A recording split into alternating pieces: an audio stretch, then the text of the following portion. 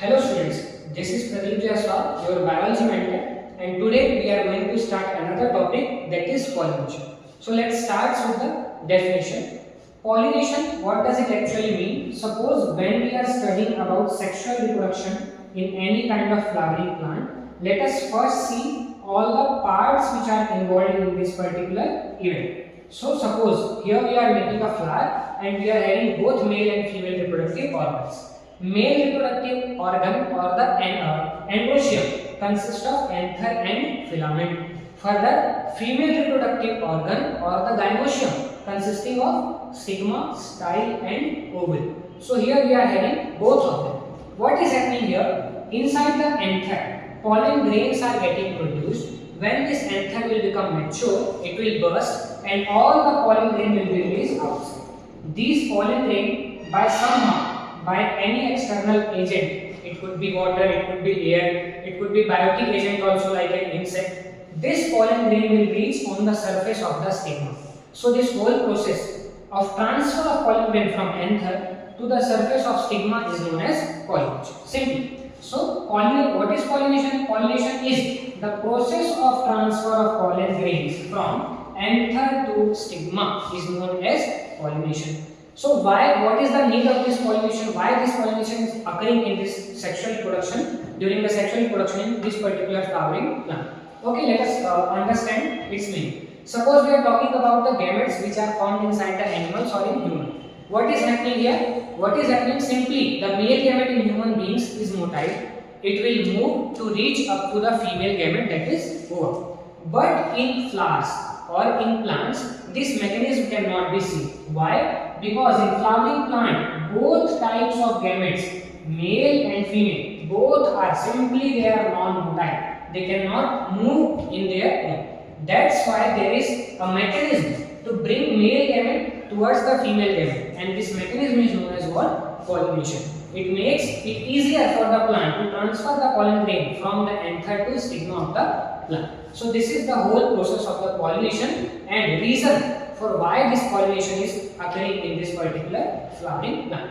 Okay, so moving further, let us see the different types of pollination. How many types of pollination are there, and what is the basis of making such types of pollination? So only basis we have to remember here is we can see that on the basis of source of pollen, means from where actually the pollen grain is coming. On this basis we are having two types of pollination.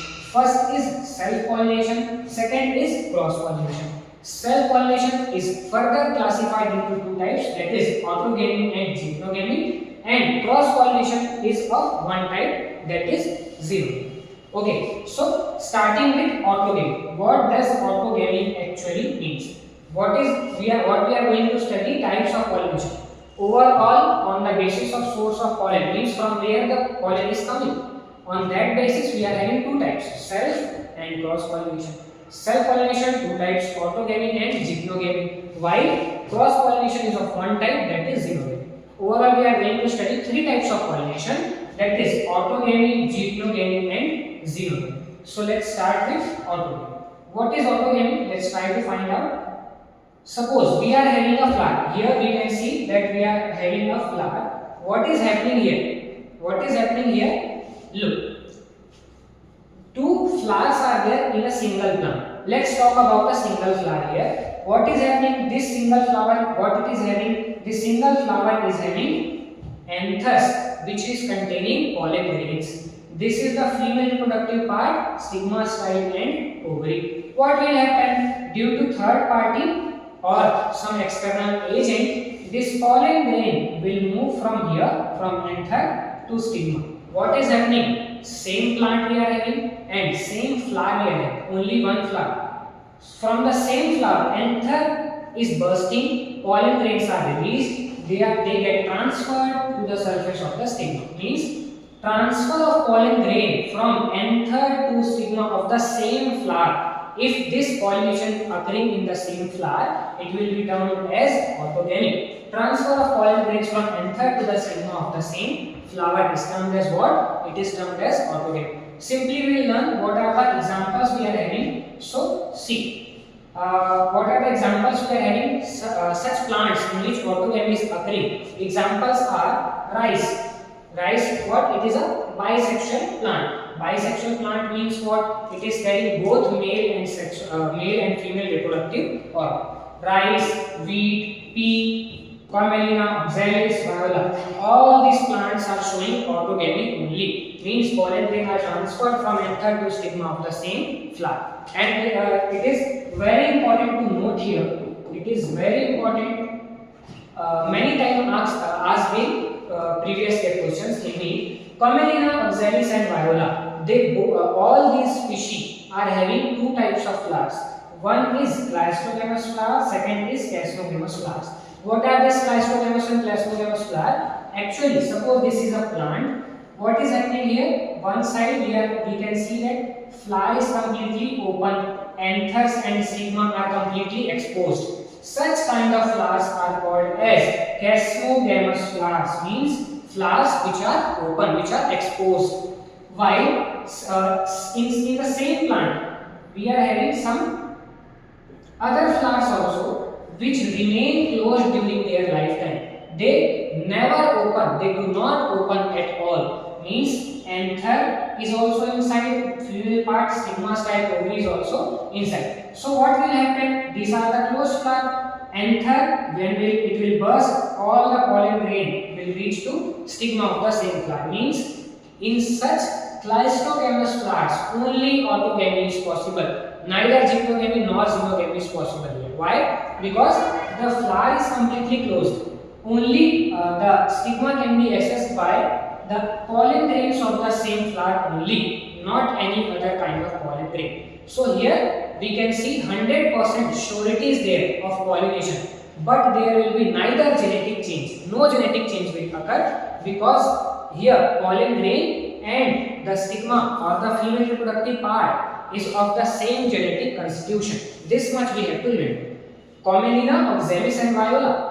In all the three species, only autogamy is occurring. Why? Because they are having both type of flowers, cleistogamous flowers and cassiogamous flower. In cleistogamous flower, only autogamy can occur. In cassiogamous flower, autogamy, gyptogamy and xenogamy are possible. Okay? So this particular point we have to keep in mind about Camelina, oxalis and viola. Very important point, asked multiple times in the previous year questions. Okay, moving forward. Now we are going to look for some adaptations or some conditions for autogamy to occur. Suppose we want that a particular species must show that it is having only autogamy, nothing else. So what are the adaptations this plant will be having so that it can have only autogamy? Okay, one by one let's go through it. First point, what it is written? Homogamy. What does it mean? Homogamy. Synchrony between pollen release and stigma receptivity. Means the male part in the flower, the male part and the female part, both parts should mature simultaneously. Suppose what is happening? Suppose an organism is there, hermaphrodite organism we can take. Okay,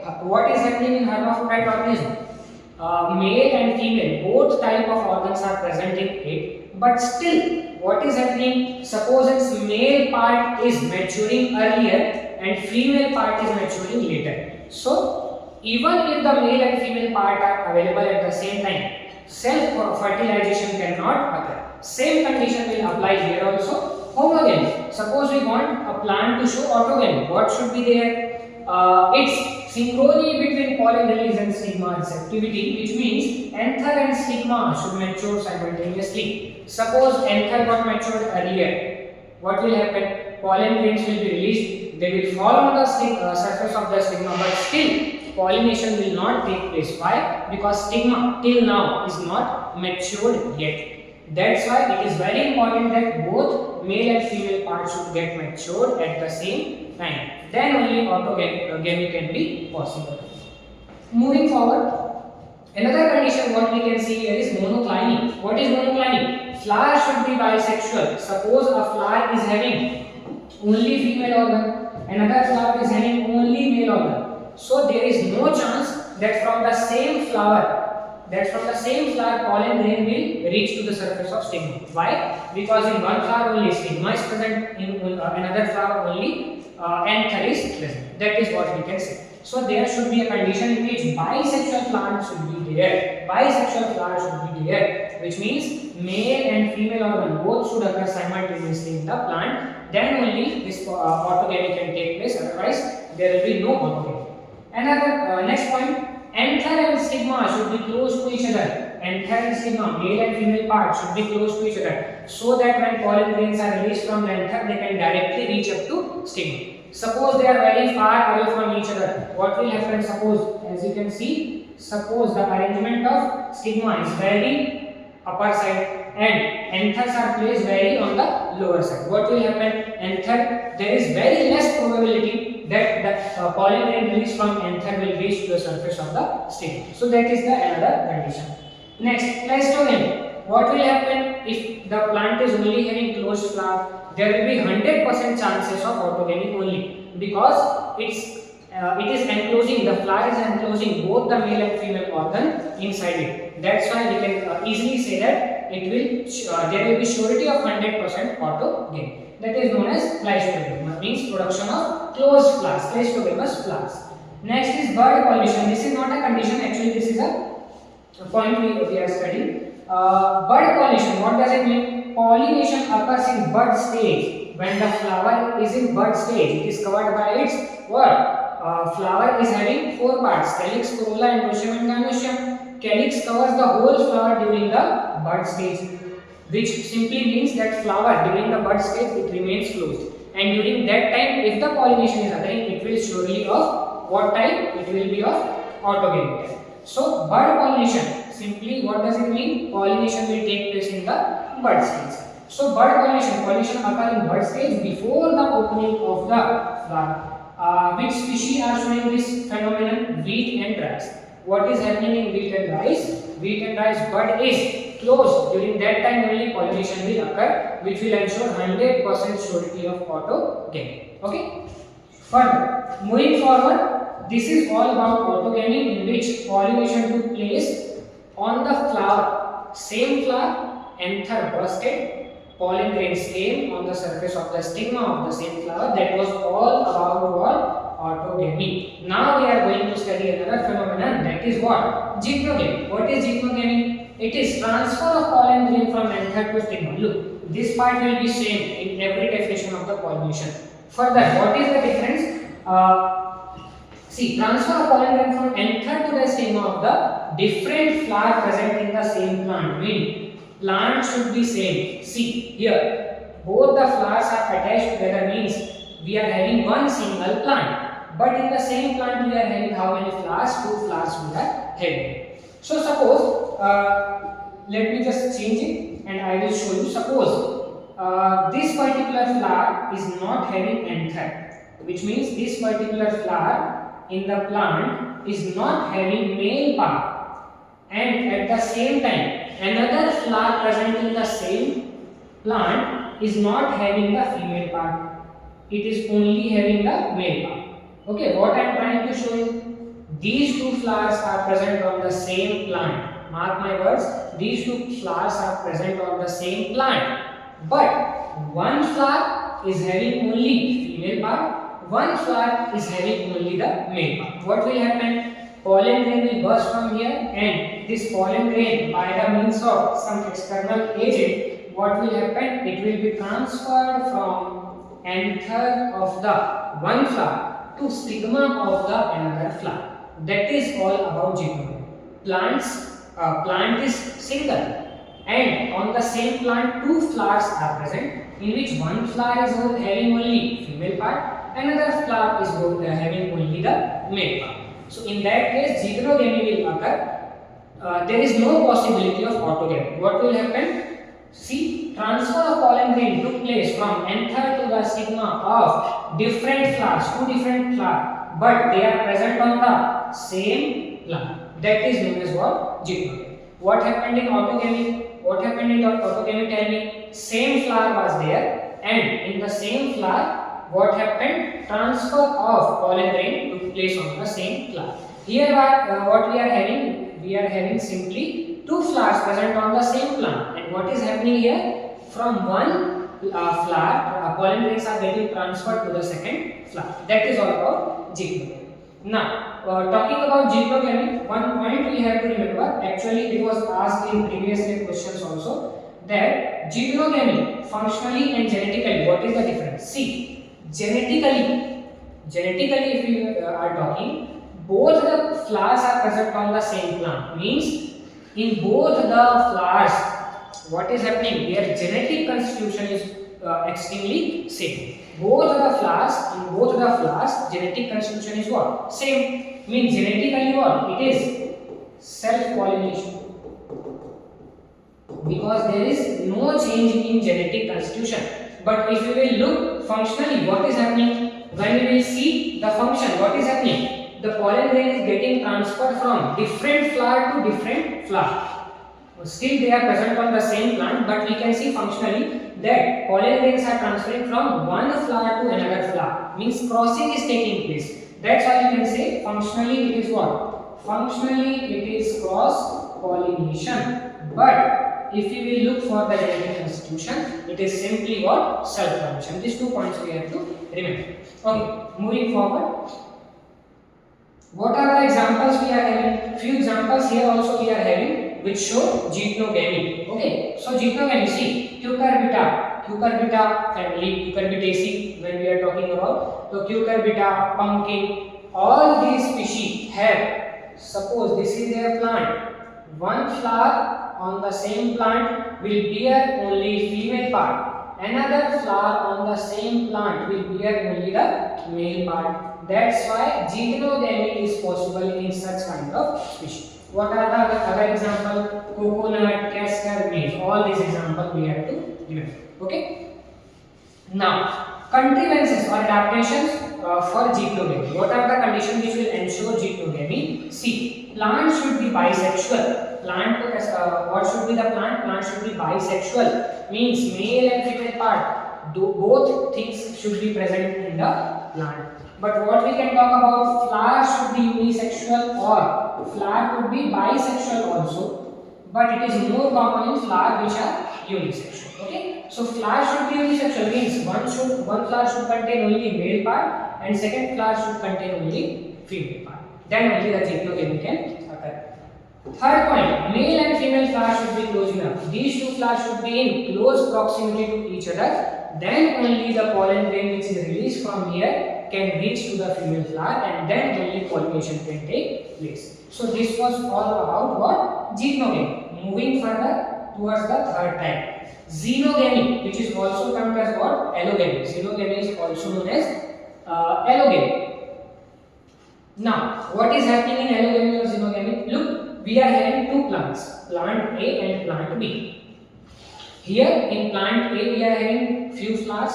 Here in plant B also we are having few flowers. So what will happen? Simply pollen grain from one plant, suppose from plant A, pollen grain got transferred to stigma of the plant B. Suppose what I am saying, this is what is taking place here, xenogamy. Two plants we are having, plant A, plant B.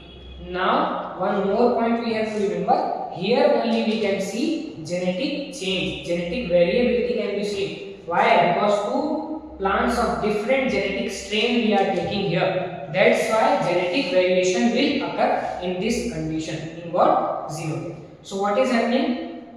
Plant A, pollen grains from flower of plant A will get transferred to stigma of the flower of plant B. So in this way, when transfer of pollen grain takes place from anther to stigma of different flower and these different flowers are present on different plant, then it is termed as what? Xenogamy. So this is what? Xenogamy. If I will show all the three conditions in the same diagram, see, this is A, this is B. Let's talk about the third condition. This is C. Okay, giving you 3 seconds to choose the answers. Okay, done. So here in condition A, what we can see, pollen grains are getting transferred from anther to stigma of the same flower. Means it is nothing but it is what? It is autogamy. Second condition, C. What is happening? Same plant is there, but different flowers are there.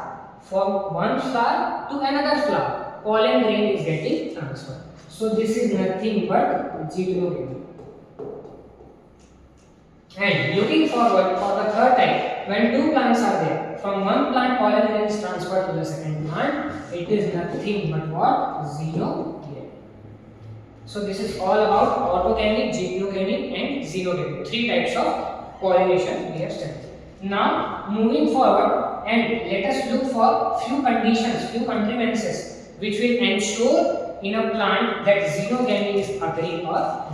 Okay, so look, first of all, before that we will look for a point, very important point, very important point, multiple times asked in your exam. Look, what I am trying to say, what is happening here? See, xenogamy brings about genetic variability and causes evolution. Earlier two conditions, geitonogamy, autogamy and geitonogamy. What happened there? There is same plant is getting involved. If same plant is getting involved, means there is no change of genes, no exchange of genetic material is taking place. But here in xenogamy, what is happening? Two different genetic strain carrying plants are involved. That's why there is genetic variation and ultimately which leads to evolution. So the question will be asked like, which of the following will be responsible for evolution? Option will be xenogamy. No. Okay, moving forward, let us look for some conditions which will ensure xenogamy to occur. First condition, digyny, which also means known as unisexuality, like can be seen in papaya and date palm. What happens in papaya? Whenever you will see the plant of papaya, few plants of papaya they give fruits, and few plants of papaya never give us fruit. Why? Because few plants of papaya contain only male sex organs, and few plants of papaya contain only female organs. So the papaya plant which is bearing female organ, that only can give fruits, but the plant which is bearing male organ cannot give fruits. Okay, so plant is what? Unisexual. One plant is carrying only male organ, second plant is carrying only female organ. That can be seen in papaya and date palm. So such kind of condition is required to bring about xenogamy, and this phenomenon is known as what? Digyny or unisexuality. Second point, dichogamy. What does it mean? The stamen and carpel of a bisexual flower do not mature at the same time. Earlier we studied, for autogamy to occur, both should mature at the same time. For xenogamy to occur, both should not mature at the same time. Suppose we are having a bisexual flower, male, female, both organs are present. If they both get mature simultaneously, what will happen? Anther from the same flower will transfer to the stigma of the same flower, autogamy will occur. So, to prevent autogamy and to bring about xenogamy, what should be there? Either mature or the female part, either male part or the female part should mature earlier. Okay, so dichogamy is of two types. Protandry, prot means earlier, andry means related to, androecium means androecium will mature earlier. See, stamen mature earlier than carpel. What will happen? Stamen got matured, pollen grain got released, but stigma is not able to receive them. Autogamy will not occur. What will occur? Xenogamy will occur. Next, what are the plant examples in which protandry is found? That is salvia, sunflower, cotton, clepsydra. All these examples can be taken into the consideration. Further moving, protogyny. What does it mean? Proto, early, gyny, gynoecium. Means the gynoecium is getting matured earlier than the androecium. So when the carpel matures earlier than the stamen, it is known as protogyny. How many species are there in which it can be seen? Ficus, banyan tree, people, fig-like trees which are coming under ficus species. In these species, what we can see? Protogyny condition. Suppose what is happening? Two things I would like to clear here. Suppose talking about protandry. What is happening in protandry? Androecium is getting matured earlier. So I am not saying that suppose a field is there, 100 plants of sunflower are there. Okay, in 100 plants of sunflower, simultaneously of all sunflower plants, androecium will mature and gynoecium will not mature. This is not the condition at all. because if this will happen, neither of the flower will get pollinated. What I am trying to say, protandry is occurring means suppose 100 flowers are there, few of them what will happen, androecium will mature, in another few of them gynoecium will mature, so that what will happen, from the plant in which androecium got matured, pollen grain will be transferred to the plant where the gynoecium got matured, and then only xenogamy can occur. Okay, I hope I made myself clear here. Moving about the next condition, let's see. Next point what we can see here. Just a second.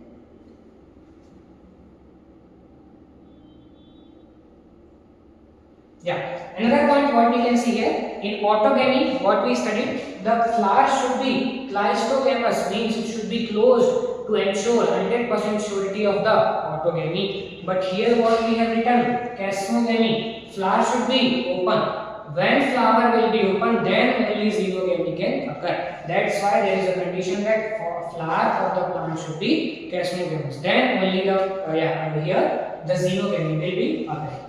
Next, heterostyly. What we saw in zytogamy and autogamy, that male and female part of the flower should be close enough to bring about pollination, to bring about autogamy. But here what we can see, heterostyly means in the flower, see, this is the female part and this is the male part. They should be far away from each other, so that there should be no probability that this pollen grain from anther will fall on the stigma. Okay, how? Suppose air is blowing, these pollen grain will simply, what will happen to them?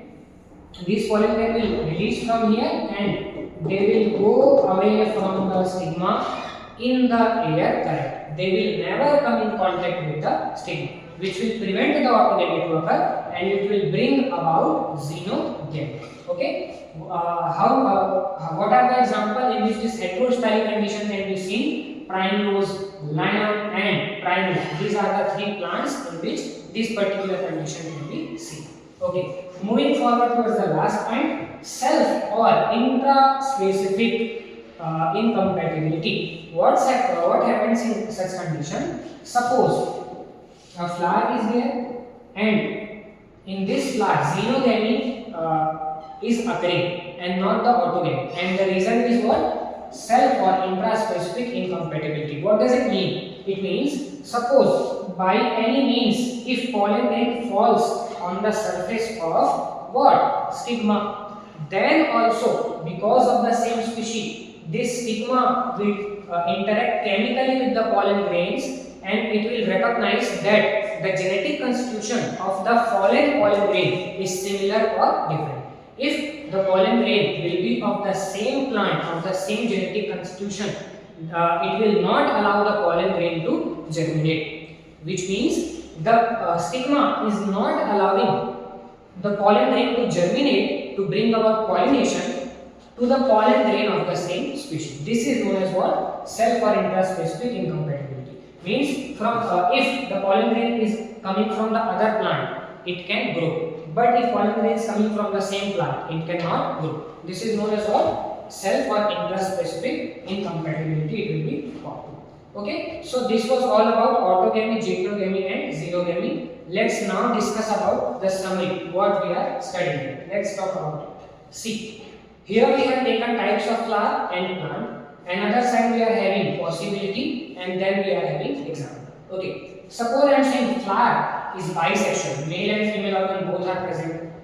Plant is obviously it will also be bisexual because the flower is bisexual.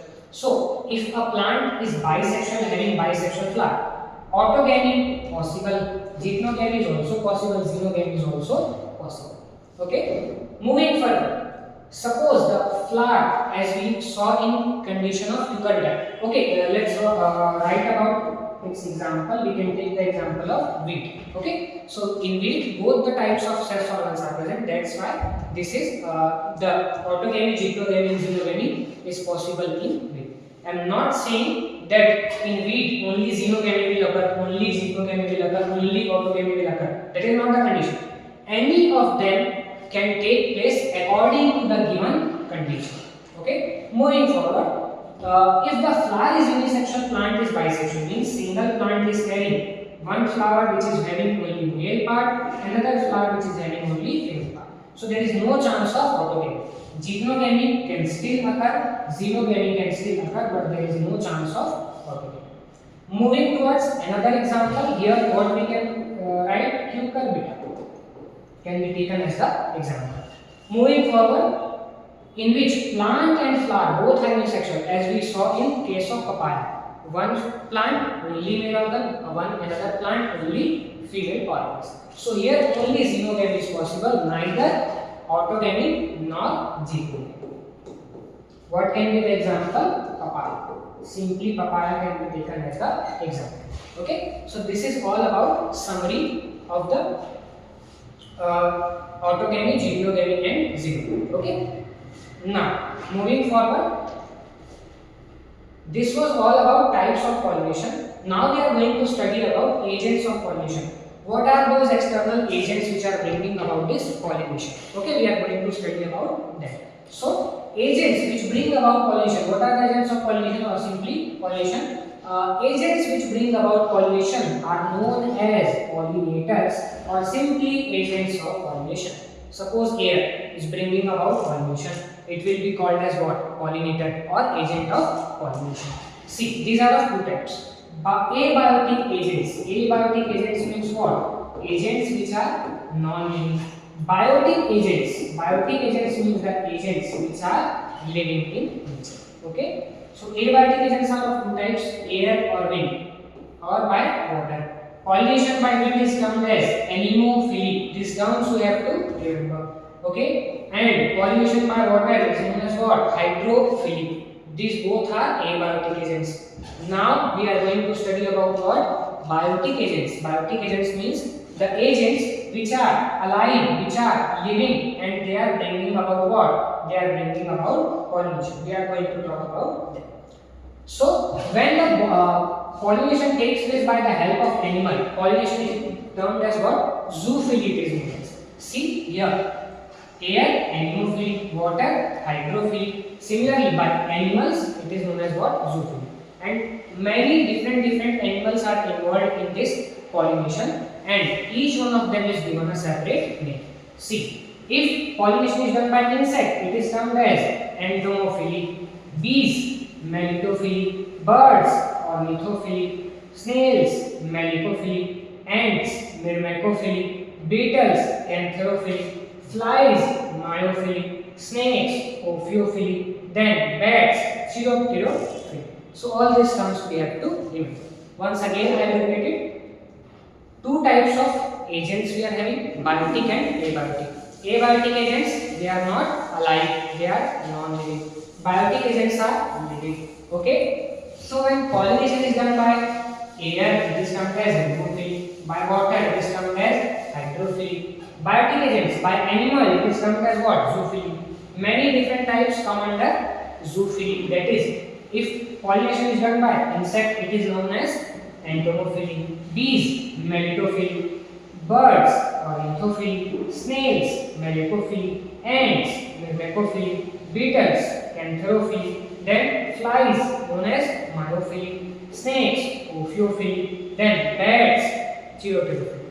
Okay. This much you have to remember. Okay. Moving forward.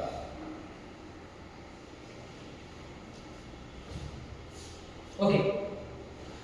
Let's compare about which kind of pollination is more likely to happen in plant. Okay. So pollination, if we will compare between abiotic and biotic agents, so the biotic agents are the agents which are bringing more about the pollination. Biotic agents are doing pollination as when we will compare the amount of pollination done by abiotic and biotic agents. Biotic agents are contributing for more amount of pollination.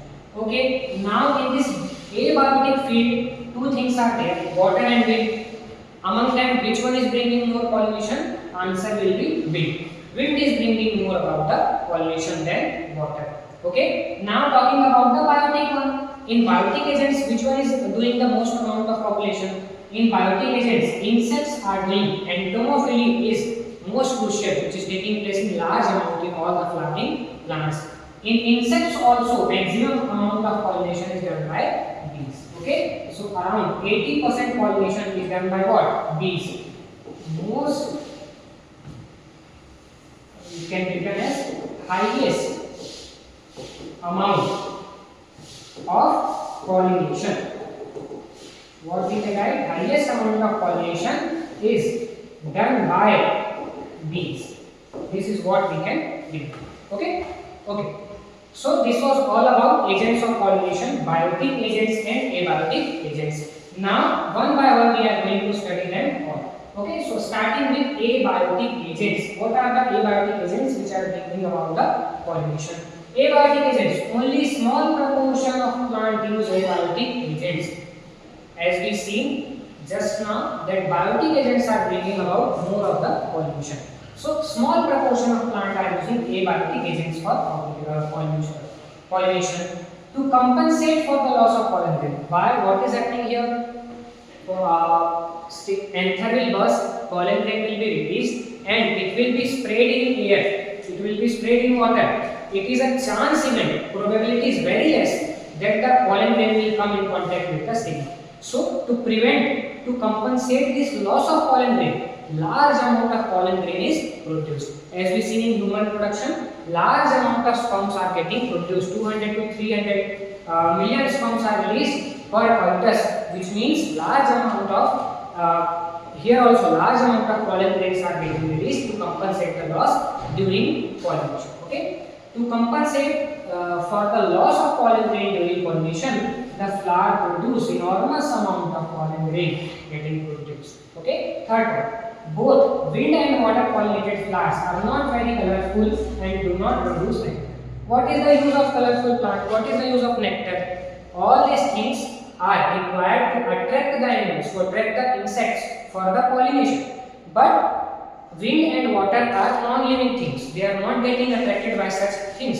That's why the flowers which are getting pollinated by water or wind, they are not very much colorful, they will not be that much large, they will not produce nectar. All these conditions we have to handle. Okay, so what we saw in abiotic agents, two agents. One was air, another was what? Water. Pollination by air or wind was termed as anemophily. So now we are going to study about anemophily. What does it mean? How does it work? Okay, see. Anemophily, when pollination takes place by the help of wind, when wind is bringing about the pollination, it will be termed as what? It will be termed as anemophily. What are the adaptations? What are the adaptations which we can see in the anemophilous plant? Which means that the plants in which anemophily is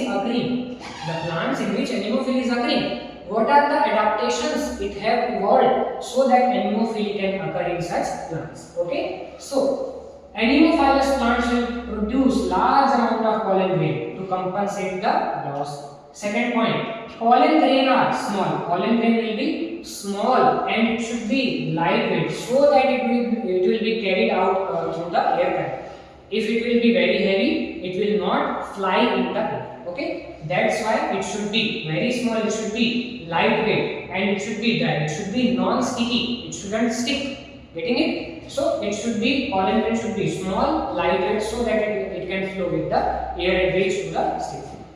Next point. Anthers are well exposed. Anthers should be well exposed so that when the anther will burst, all the pollen grain will come in direct contact of the air.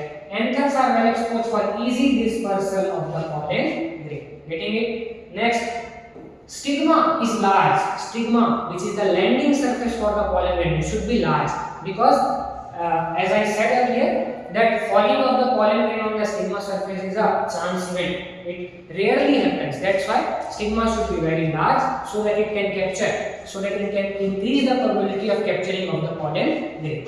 Okay, stigma is large and feathery. It should form feathers so that it can cover a large surface area to capture the pollen grain. Sticky, to trap the air for the pollen grain. It should be sticky also so that pollen grain once came in contact, it shouldn't again flow away from the air. It should stick on the surface of the stigma and should ensure the pollination. Okay, very important point asked multiple times in our exam. Ovary has few, preferably single ovule. Condition. How the question will come? It will be tell us which type of pollination will take place in the flower having single ovule. What we will say? We will say anemophily will occur. Okay. Next, they are not attractive because they are getting pollinated by abiotic agent. They need not to be fragrant. They need not to be attractive, and they need not to produce nectar. Okay. Already understood such points. If flowers are small, what is happening if flowers are small? Probability of capturing the pollen grain will reduce significantly. That's why what will happen in such species? Many of the flowers will come towards each other by the course of evolution, and they will form a conspicuous structure. Means many small flower will combine on a single area to become a large conspicuous structure so that pollen grain can be captured easily. Okay, looking for the diagram moving forward. Here, as you can see, what is happening here? See, here we are having a maize plant. In maize plant, what is having? Here it is the male inflorescence bearing pollen grain. Here it is the female inflorescence. By the air, this pollen grain came in contact with the stigma and pollination occurred. So what we can see, this hair-like structure. This hair-like structure is known as what? Tassels. And tassels is nothing but, here it is written, tassels are nothing but they are combination of styles and stigma. When stigma and style combine to form hair-like structures, these are known as tassels. This can be seen in what? Maize plant, corn plant, this can be seen. Here you can see a wind-pollinated plant showing compact inflorescence and well-exposed stem. What happened? Flower got compacted. It came on the same side to become a conspicuous structure so that they can easily capture the pollen grain. Okay. Now, what are the examples? What are the examples which are fit suitably in the example of anemophilous plant? Or we are simply looking forward for the examples in which plants, in which anemophily is taking place. Okay. So it is very common. Anemophily is very common in what? In grasses. Maize plant, that is called sugarcane, bamboo, coconut, then cannabis, date palm, papaya. All these are examples of what? These are examples of anemophily. Date palm and papaya both are example in which xenogame is only occurring and they are pollinated by air. Means anemophily is taking place in them. This much we have to remember in anemophily. Okay. Moving forward and starting the second type of the abiotic pollination, that is known as hydrophily. Hydrophily simply means what? When the pollination takes place by the help of water. What is happening here? Pollination is taking place by the help of water, and when pollination is taking place by the help of water, it will be termed as what? Hydrophily. Okay. What are the adaptations in the plant? See, when the plant is living inside the water, there is large chance, very high chance, that its pollen grain will absorb water. It will get wet and it will burst. It will be destroyed. It will not bring about pollination. So, to prevent the pollen grain from getting wet, what is happening here? Pollen grains are protected from wetting by mucilaginous covering. A mucilage covering is formed around the pollen grain so that it can be prevented from wetting and it will be easier for it to bring about pollination.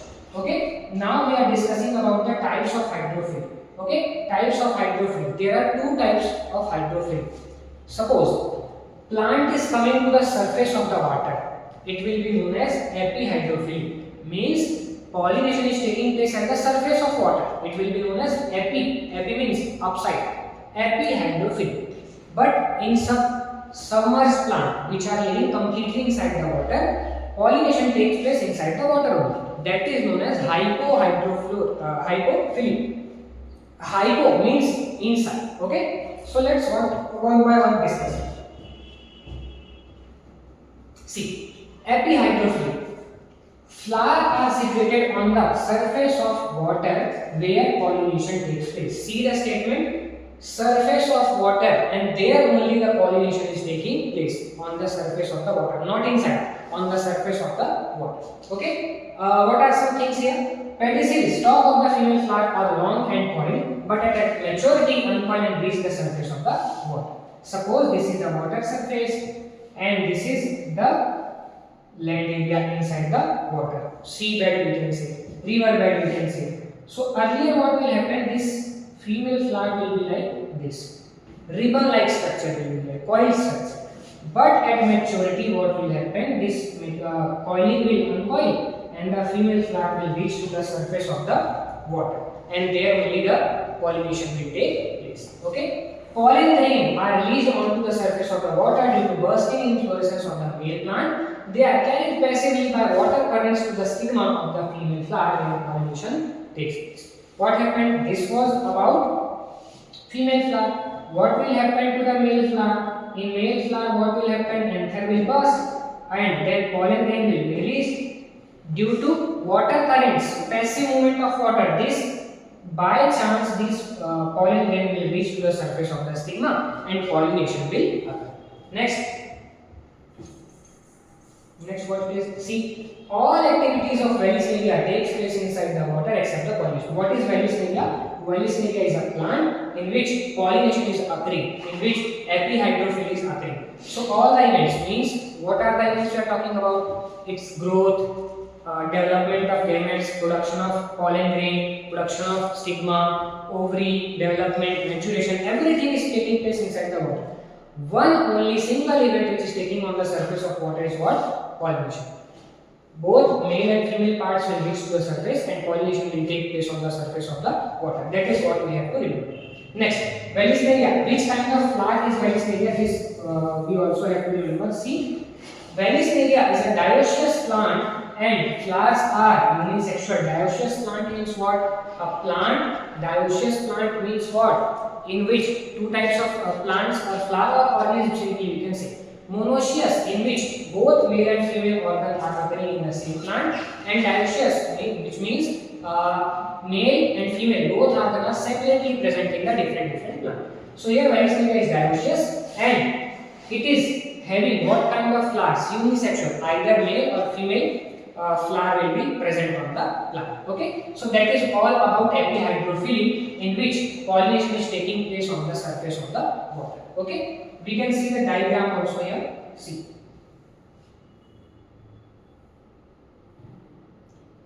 See what is happening here.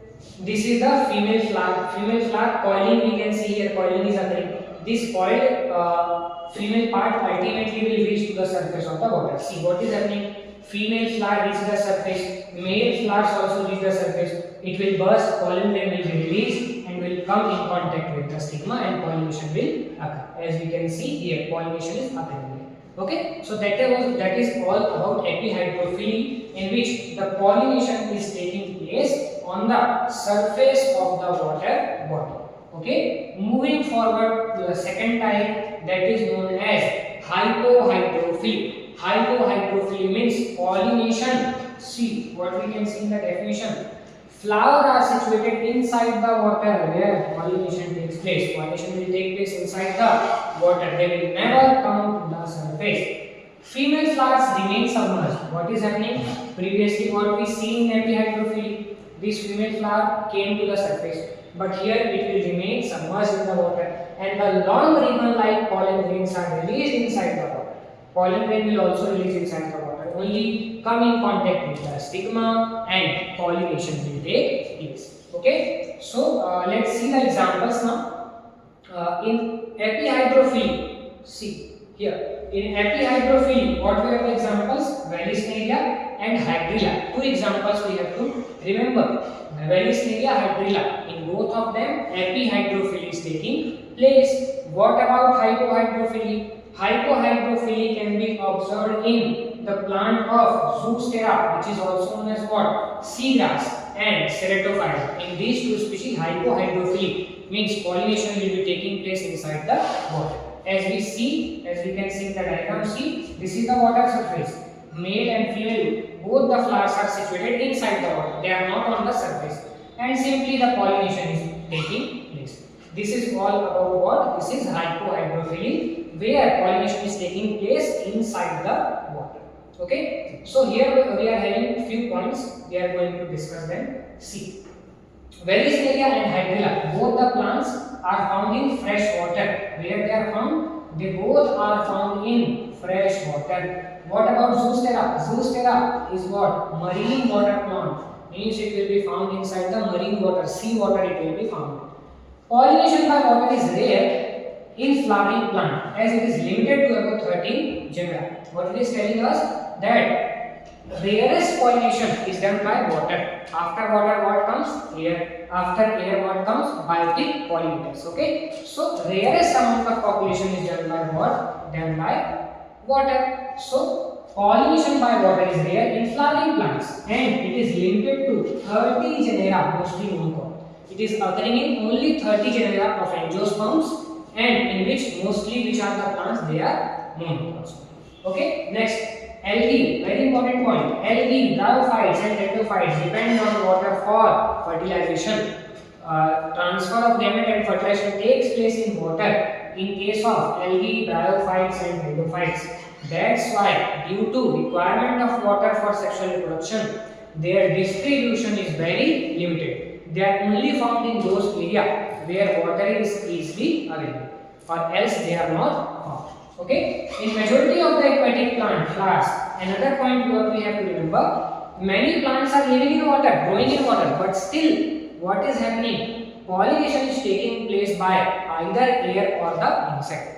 Suppose this is the water level, this is the plant, see this is the plant, and what will happen? An insect will come, will sit on the male part, pollen grain will be attached, then it will come to the second plant and pollination will take place. What I am trying to say, many plants live in water, but still in those plants pollination is taking place by the help of insects or by the help of wind. Okay, few examples we are having. See, what are the examples we are having here?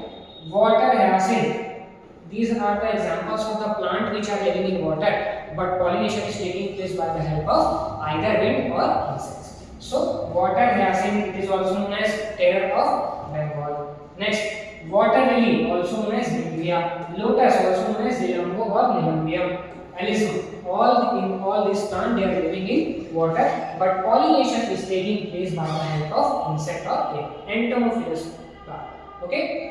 Next, moving forward, this was all about abiotic agents. Abiotic agents means air and water. Now moving forward to see biotic agents. What are biotic agents? Biotic agents are the living agents which are bringing about pollination. Okay, so biotic agents occurring in most of the flowering plant. Most of the flowering plant are taking which kind of pollination is taking place in them? Biotic pollination is taking place in them. Flowers. What are the flowers? Flowers are large. They should be brightly colored. They have to attract the insects. They have to attract the animals towards them. So they flowers should be large. They should be brightly colored so that insect can capture it in their eye and come towards the flower. Showy. Nature should be very much showy, fragrant and produce nectar. A good smell should come so that insect will get attracted towards the flower, and it should produce nectar also.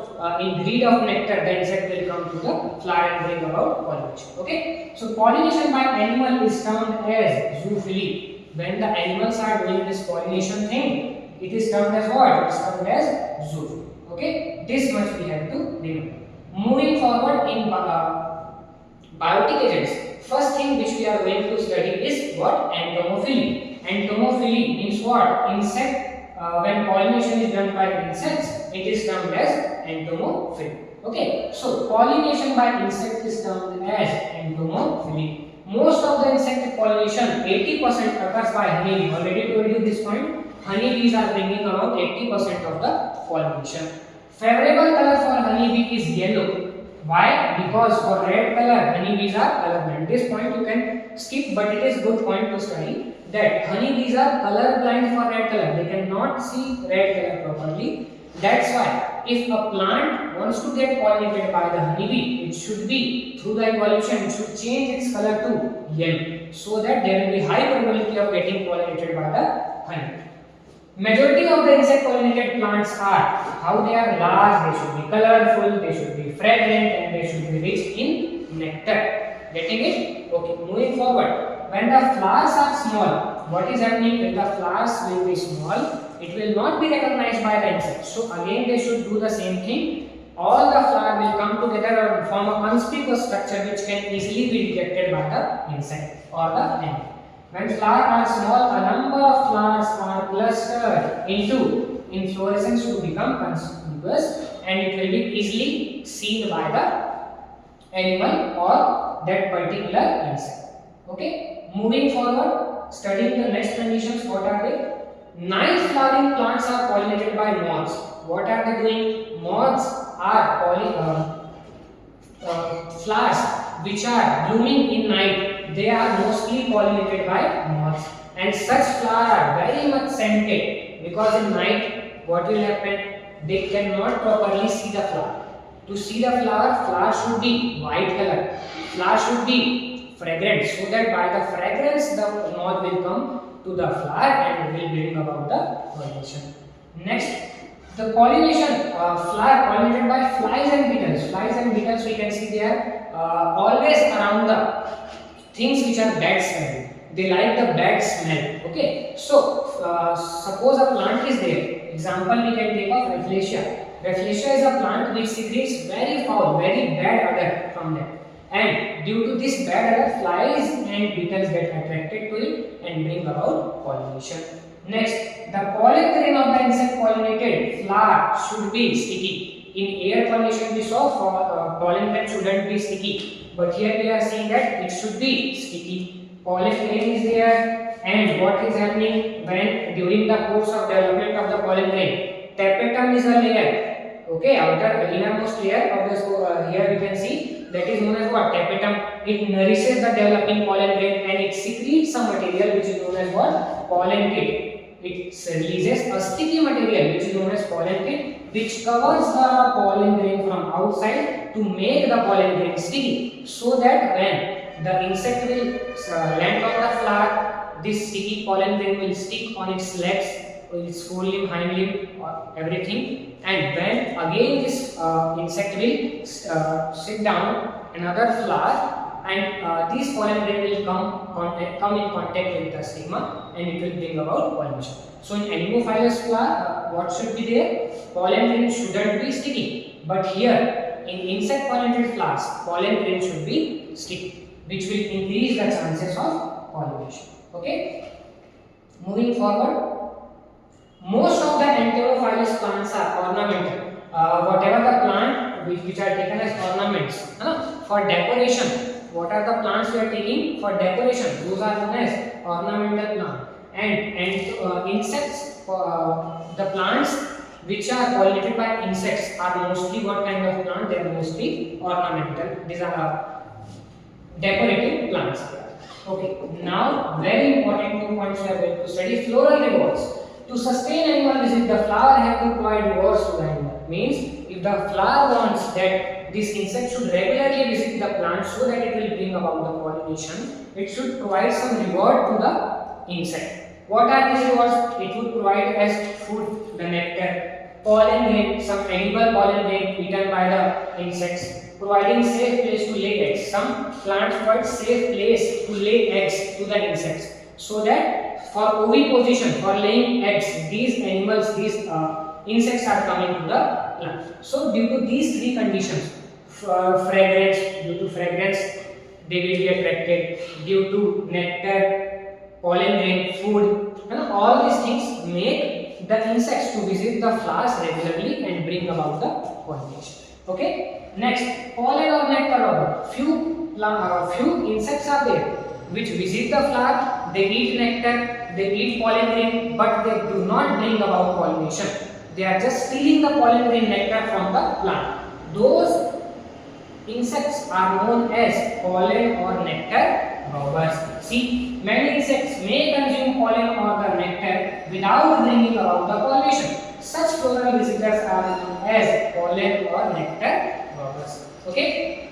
Now we are going to study about very fascinating example of a few species. Okay. So it will help us to study these phenomena more accurately. See, we are talking about yucca plant develops symbiotic relationship with a species of moth. Name of the moth is Pronuba yucacella moth. Name you have to remember. Yucca is the plant species and Pronuba yuccacilla is the moth species. They are having a symbiotic relationship, means they are having co-evolution, coexistence and co-extinction. They will grow, evolve by the help of each other. This much what we have to remember. See what is happening. This insect lays inside eggs in the locule of the ovary of the flower. The larva of the moth come out of the eggs as the seeds start developing. Okay, so what is happening during initial phase when the flower will bloom in the yucca plant? This moth will come and when it will visit the flower, it will pollinate the flower. It is not knowing that it is pollinating the flower, but by its simple visit, it is pollinating the yucca plant. So symbiotic, what happens in symbiotic relationship? Both the species are getting benefited. Okay, so here also the same thing is happening. What is happening here? When the Pronuba moth will sit on the surface of the flower, flower will get pollinated, beneficial for plant. Now what will happen? This Pronuba will lay eggs there, and when it will lay eggs there, oviposition it is known as, and Pronuba moth is getting place to lay eggs.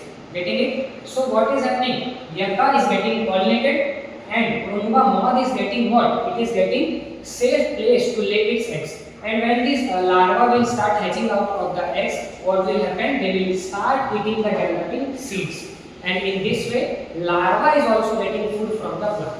Both the species are getting benefited from each other. So this will be known as a symbiotic relationship. Okay? In the tallest flower, Amorphophallus, around 6 feet, only 6 feet large is its flower. We are not talking about the plant. Only its flower is how much? 6 feet in height. It is also getting pollination the same as yucca. Whatever the phenomenon is taking place in yucca, same species taking, same phenomenon is taking in Amorphophallus also. Okay, moving forward to the next example. Yeah. Here, as we can see, we are having a fig plant. In fig plant, what we can see simply, this is the fig flower, and here you can see insect is sitting here. Just a second. What we can see here, an insect is sitting here. Here you can see that here is an insect. It is nothing but a colpa. You see, this is the fig plant species is pollinated by its partner, which is known as what? Colpa wasp. Again, same thing is happening. This insect will come in search of the place to lay eggs. Okay, and during this course, what will happen when it will sit over the surface of the flower of the fig plant will get pollinated. Okay, and this colpa wasp, what it will do? It will lay eggs here, and when after the development, this flower will develop into fruit, and inside the fruit, seeds will also produce. And see here, you can see small larva. Small what we are having? Small larva in the fruit. Okay, reading the whole thing. Fig plant species pollinated by its partner known as colpa wasp, not by any other species. The female wasp uses the fruit as oviposition. Flower, how it is? She is using it as the place to lay eggs. Oviposition. And when its seeds develop, when the fruit will develop, when the seed will develop, till that time the eggs will also be hatched out and larva will come out, and this larva will feed upon the fruit and seeds of the fig. In this way, what is happening? Flower is getting pollinated, beneficial for the plant, and insect is getting place to lay eggs, and its larva are getting food supply, nourishment. In this way, both the species are getting benefited. So this is also a mutualistic relationship. Okay. Moving forward, another phenomenon we can observe here is in Orchid Ophrys species. Orchid Ophrys, what is happening here? See, Orchid Ophrys flower pollinated by bees and bumblebees by the means of pseudopopulation of the sexual descent. Very interesting phenomenon. What is this? See. Here we are having the plant. This is the plant. And what is this? This is a bee sitting on the surface of the plant. Here also we can see a surface which is looking like bee, but it is not the bee. It is what? It is petal of orchid. So in the course of evolution, what happened here? In the course of evolution, this orchid plant, one petal of the orchid plant started resembling the female bee. It looks similar as female bee. So what happens when the male bee is foraging around the flower? It sees one of the petal which is resembling to the female bee. The male bee will think that it is a female and it will go shift over it and start copulating. It will start copulating. Sexual descent. This phenomenon is known as sexual descent. Means descent happened with whom? With the bee. Bee thought that it is a female bee. It copulated, but actually it is not a female bee. It is just the petal of the orchid. So phenomenon is what? Sexual descent. What bee is doing? It is doing pseudo copulation. From his side, he is doing copulation only, but it is not the actual copulation. That's why it is termed as what? Pseudo copulation. So during this course, what happens? Pollen grain will fall on the stigma surface and pollination will occur. So this is very interesting phenomenon which is taking place in orchid and bees and bumblebees to bring about the pollination. Okay. So what is the problem here? Problem we can address that if due to evolution the shape size of this petal changes, then bee will never forage around this orchid plant and it will not bring about pollination. So during the course of evolution, the orchid should ensure that its one of the petals should look very similar to the female bee. Otherwise, pollination will become a tough task for it. Okay. So that was all about entomophily. Now moving forward for another for other biotic means of pollination.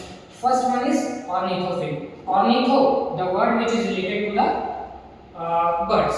So when pollination is done by birds like sunbird and hummingbird, it is known as what? Ornithophily. What are the plant species which are using ornithophily? Begonia, Callistemum and Bombax. Next, chiropterophily. When the pollination is brought about, bats. Flowers are large. Okay, so to attract bats towards them, what are the adaptations should be there in bat pollinated flowers? They should be large, color should be dull because they forage at night.